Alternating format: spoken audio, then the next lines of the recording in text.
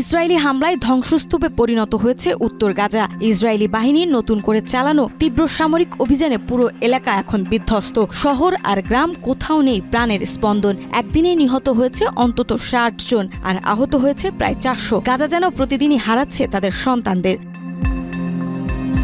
Drone ও যুদ্ধবিমান দিয়ে চালানো এই হামলায় পুরো উত্তর গাজায় যেন ঘর বলে আর কিছু নেই। যেটুকু ছিল সেটুকু মাটির সাথে মিশিয়ে দিয়েছে ট্যাঙ্ক ও গোলাবর্ষণ। গাজা সিটির পাশেই ইউরোপিয়ান হাসপাতাল ও তার আশপাশ আরও নিরাপদ নাই, সেখানেও চলছে স্থল হামলা। সবচেয়ে হৃদয় বিদারক চিত্র দেখা গেছে রাফাতে যুক্তরাষ্ট্র সমর্থিত ত্রাণ কেন্দ্রের কাছে। ৯ জুন সেখানে নিহত হয়েছে প্রায় ১৪ জন। শুধু ত্রাণ নিতে এসেছিল যারা, তাদের উপরে চলেছে গুলিবর্ষণ। আহত হয়েছে আরও ৯২ জন। একই দিনে গাজার মধ্যাঞ্চলেও হয়েছে এমন হামলা।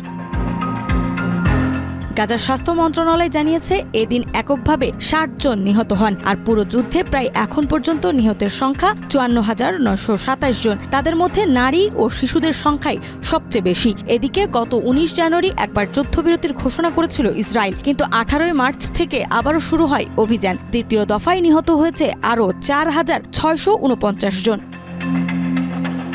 এই রক্তপাত থামাতে আন্তর্জাতিক মহল একাধিকবার আহ্বান জানিয়েছেন। জাতিসংঘের আন্তর্জাতিক আদালতেও গণহত্যার অভিযোগ উঠেছে ইসরায়েলের বিরুদ্ধে।